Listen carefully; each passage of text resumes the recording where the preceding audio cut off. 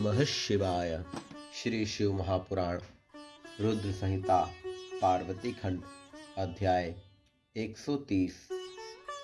धर्मराज द्वारा मुनि पिपलाद की भार्या सती पद्मा के पातिव्रत्य की परीक्षा। पद्मा द्वारा धर्मराज को शाप प्रदान करना तथा पुनः चारों युगों में शाप की व्यवस्था करना। पातिव्रत से प्रसन्न हो धर्मराज द्वारा पद्मा को अनेक वर प्रदान करना। महर्षि वशिष्ठ द्वारा हिमवान से पद्मा के दृष्टांत द्वारा अपनी पुत्री शिव को सौंपने के लिए कहना। नारद जी बोले, हे तात, नरण्य के कन्यादान संबंधी चरित्र को सुनकर गिरिश्रेष्ठ ने क्या किया उसे कहिए। ब्रह्मा जी बोले, हे तात, नरण्य का कन्यादान संबंधित चरित्र सुनकर गिरिराज ने हाथ जोड़कर वशिष्ठ जी से पूछा। शैलेश बोले, हे वशिष्ठ, हे मुनि शार्दुल, हे ब्रह्मपुत्र, हे कृपानिधे, आपने नरण्य का परम अद्भुत चरित्र कहा। तदंतर नरण्य की कन्या ने पिपला द्वारा मुनि को पति रूप में प्राप्त करने के अंतर क्या किया, वह सुखदायक चरित्र आप कहिए। वशिष्ठ जी बोले, अवस्था से जर्जर मुनि श्रेष्ठ पिपलाद नरण्य की उस कन्या के साथ अपने आश्रम में जाकर बड़े प्रेम से निवास करने लगे। हे गिरिराज, वे वहां वन में श्रेष्ठ पर्वत पर इंद्रियों को वश में करके तपस्या परायण हो नित्य अपने धर्म का पालन करने लगे। वह नरण्य कन्या भी मन, वचन और कर्म से भक्तिपूर्वक मुनि की सेवा करने लगी। जिस प्रकार लक्ष्मी नारायण की सेवा करती है, किसी समय जब वह समस्त भाषणी गंगा स्नान करने जा रही थी, तब माया से मनुष्य रूप धारण किए धर्मराज ने उसे रास्ते में देखा। वे अनेक प्रकार से अलंकारों से भूषित मनोहर रत्नों से जड़ित रथ पर विराजमान थे। वे नव यौवन से संपन्न एवं कामदेव के समान अत्यंत कमनीय थे। प्रभु धर्म उस सुंदर पद्मा को देखकर उस मुनि पत्नी के अंतःकरण का भाव जानने के लिए उससे कहने लगे। धर्म बोले, हे सुंदरी, हे राजयोग्य की, हे मनोहरे, हे नवीन यौवन वाली, हे कामिनी, हे नित्य युवावस्था में रहने वाली, तुम तो साक्षात लक्ष्मी हो। हे तवंगी, मैं सत्य कहता हूँ कि तुम जराग्रस्त पिपलाद मुनि के समीप शोभित नहीं हो रही हो। तुम तपस्या में लगे हुए क्रोधी और मरणोत्सुक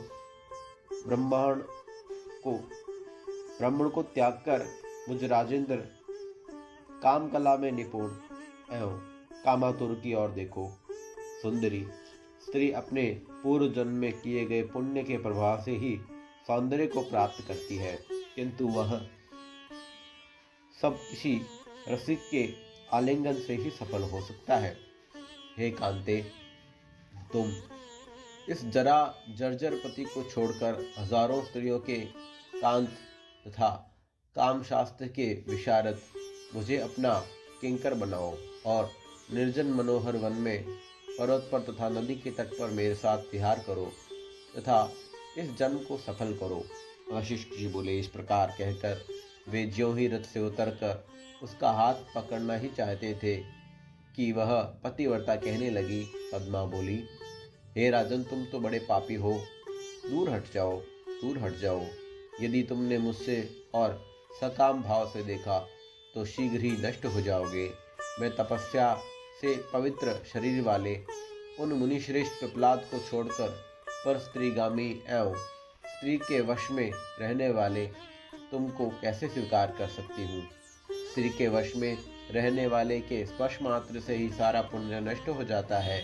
जो स्त्री जित तथा दूसरे की हत्या करने वाला पापी है, उसका दर्शन भी पाप उत्पन्न करने वाला होता है। जो पुरुष स्त्री के वश में रहने वाला है, वह सत्कर्म में लगे रहने पर भी सदा अपवित्र ही रहता है। पितर, देवता तथा सभी मनुष्य उसकी निंदा करते हैं। जिसका मन स्त्रियों के द्वारा हर लिया गया है, जिसकी ज्ञान, उत्तम तप जब होम पूजन विद्या तथा दान से क्या लाभ है। तुमने माता के समान उसमें स्त्री की भावना से जो इस प्रकार की बात कही है, इस समय आने पर मेरे शाप से तुम्हारा नाश हो जाएगा। वशिष्ठ जी बोले, सती के शाप को सुनकर वे देवेश धर्मराज राजा को रूप त्याग कर अपना स्वरूप धारण कर कांपते हुए कहने लगे। धर्म बोले, हे माता, हे सती, आप मुझे ज्ञानियों के गुरुओं का भी गुरु तथा पराय स्त्री में सर्वदा मात्र बुद्धि रखने वाले समझिए।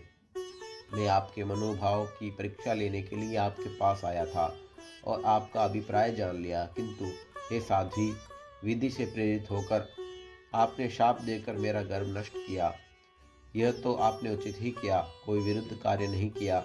इस प्रकार का शासन उन मार्गामियों के लिए ईश्वर द्वारा निर्मित है, जो है सबको महान सुख दुख देने वाला है और संपत्ति तथा विपत्ति देने में समर्थ है।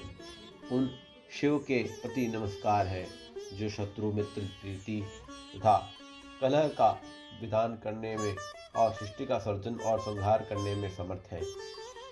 उन शिव को मैं नमस्कार करता हूँ, जिन्होंने पूर्व काल में दूध को शुक्ल वर्ण का बनाया, जल में शैल्य उत्पन्न किया और अग्नि को दाहकता शक्ति प्रदान की। उन शिव को नमस्कार है, जिन्होंने प्रकृति का महत आदि तत्वों का एवं ब्रह्मा विष्णु महेश आदि का निर्माण किया। उन शिव को मेरा नमस्कार है। ब्रह्मा जी बोले, इस प्रकार कहकर जगत गुरु धर्मराज उस पतिव्रता के आगे खड़े हो गए। वे उसके पतिव्रत्य से संतुष्ट होकर आश्चर्यचकित रह गए और कुछ भी नहीं बोल सके। हे पर्वत,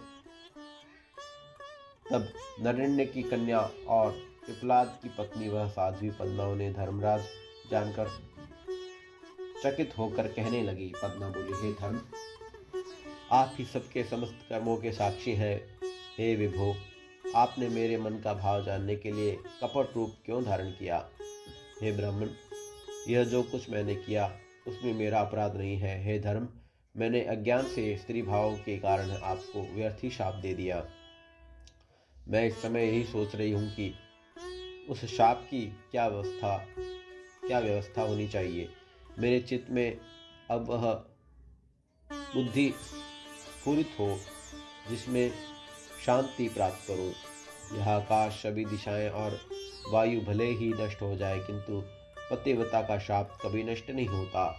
हे देवराज, आप सतयुग में अपने चारों पैरों से सभी समय पूर्णमासी के चंद्रमा के समान दिन रात शोभित रहते हैं। यदि आप नष्ट हो जाएंगे तब तो सृष्टि का ही नाश हो जाएगा। किंग कर्तव्य मूड होकर मैंने यह झूठा शाप दे दिया है। हे सूरोत्तम, हे विभो, अब आप मेरे शाप की व्यवस्था सुनिए। त्रेता युग में आपका एक पाद, द्वापर में 2 पाद और कलयुग में 3 पाद नष्ट होगा और कली के अंत में आपके सभी पाप नष्ट हो जाएंगे। तदंतर सतयुग आने पर आप पुनः पूर्ण हो जाएंगे। सतयुग में आप सर्वव्यापक होंगे और अन्य युगों में युग व्यवस्था के अनुसार आप कहीं कहीं जैसे तैसे घटते बढ़ते रहेंगे। मेरा यहाँ सत्य वचन आपके लिए सुखदायक हो। हे विभो, अब मैं अपने पति की सेवा के लिए जा रही हूँ, आप अपने घर जाए। ब्रह्मा जी बोले। ब्रह्मपुत्र नारद पद्मा के इस वचन को सुनकर धर्मराज प्रसन्न हो गए और इस प्रकार कहने वाली उस साध्वी से कहने लगे। धर्म बोले, हे पतिव्रते, तुम धन्य हो, तुम पति भक्त हो, तुम्हारा कल्याण हो, तुम वर स्वीकार करो। तुम्हारा स्वामी तुम्हारी रक्षा करने के कारण युवा हो जाए। तुम्हारा पति रति में शूर, धार्मिक, रूपवान, गुणवान, वक्ता और सदा स्थिर यौवन वाला हो। हे शुभे, वह मार्कंड्य से भी बढ़कर चिरंजीवी हो, कुबेर से भी अधिक धनवान तथा इंद्र से भी अधिक ऐश्वर्यशाली हो रहे। वह विष्णु के समान शिव भक्त, कपिल के समान सिद्ध, बुद्धि में बृहस्पति के समान तथा समदर्शिता में ब्रह्मदेव के समान हो। तुम जीवन पर्यंत स्वामी के सौभाग्य से युक्त रहो और हे सुभगे, हे देवी, तुम्हारा भी यौवन स्थिर रहे। तुम अपने पति से भी अधिक चिरंजीवी एवं गुणवान 10 पुत्रों की माता होगी, इसमें संदेह नहीं है। हे साध्वी, तुम्हारे घर नाना प्रकार की संपत्तियों से पूर्ण, निरंतर प्रकाश युक्त तथा कुबेर के भवन से भी अधिक श्रेष्ठ हो। वशिष्ठ जी बोले, हे गिरिश्रेष्ठ, इस प्रकार कहकर धर्मराज चुप होकर खड़े हो गए और वह भी उनकी प्रदक्षिणा कर उन्हें प्रणाम करके अपने घर चली गई। धर्मराज भी पद्मा को आशीर्वाद देकर अपने घर चले गए और प्रत्येक सभा में प्रसन्न मन से पद्मा की प्रशंसा करने लगे। तदंतर वह पद्मा अपने युवा स्वामी के साथ नित्य एकांत में रमण करने लगी। बाद में उसके पति से भी अधिक गुणवान उत्तम पुत्र उत्पन्न हुए।